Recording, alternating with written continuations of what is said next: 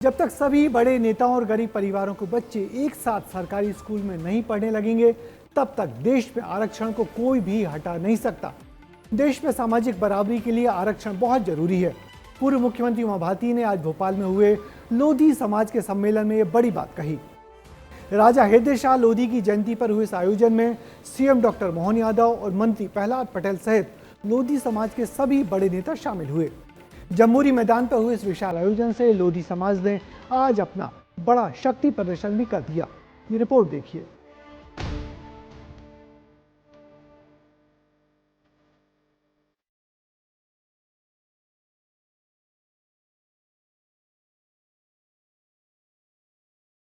मध्य प्रदेश के भोपाल में तापमान 41 डिग्री के पार है।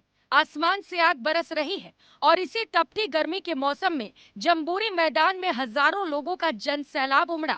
मौका था क्रांतिकारी हृदय शाह की जन्म जयंती का। मंच पर CM doctor Mohan Yadav, cabinet मंत्री प्रहलाद पटेल, कैबिनेट मंत्री विजय शाह, मंत्री धर्मेंद्र लोधी, विधायक प्रीतम लोधी, विधायक राम सिया भारती समेत कई लोग मौजूद थे। मंच से मुख्यमंत्री मोहन यादव ने कहा कि क्रांतिकारी हृदय शाह के जीवन पर अब एमपी सरकार रिसर्च करेगी। सारे समाजों को इकट्ठा करके जिनने संघर्ष का मार्ग तय किया और अपनी पहचान बनाई, मुझे इस बात की प्रसन्नता है।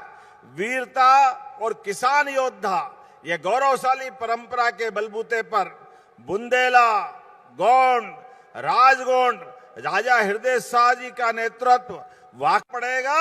और मैं सरकार के मुखिया होने के नाते से यहीं से घोषणा करता हूं, उनके इस पूरे संघर्ष पे रिसर्च कराने का काम मध्य प्रदेश सरकार की ओर से कराया जाएगा। मंच से हृदय शाह की शौर्य गाथा लोगों को बताई गई, तो वहीं लोधी समाज की ताकत का भी बखान किया गया कि जब तक भारत के प्रधानमंत्री के परिवार के लोग, भारत के राष्ट्रपति के परिवार के लोग और भारत के सुप्रीम कोर्ट के चीफ जस्टिस के परिवार के लोग एक जैसे स्कूल में नहीं जाने लग जाएंगे और गरीब परिवार के लोग एक जैसे स्कूल में नहीं जाने लग जाएंगे, कोई मालिका लाल नहीं हो सकता है। ये अंतिम व्यक्तिगत अधिकार जारी रहेगा। ये कार्यक्रम अपने पुरखों के बलिदान का है और इसलिए मेरे जैसे लोग आज दिल से इसलिए खुश है। मैं हमेशा समाज से यही चाहता हूं कि समाज शक्तिमान बने, समाज साहसी है वो और सामर्थ्यवान बने। राजनीति के लहजे से प्रदेश में लोधी समाज बहुत मायने रखता है। मध्य प्रदेश में लोधी समाज का वोट प्रतिशत 9% है। समाज की 25 विधानसभा सीटें लोधी बाहुल्य मानी जाती हैं। कुल 60 से 65 सीटों पर उनका निर्णायक प्रभाव है, लेकिन सबसे मजबूत पकड़ इन 25 सीटों पर है। इसमें सबसे पहला संभाग है ग्वालियर चंबल संभाग।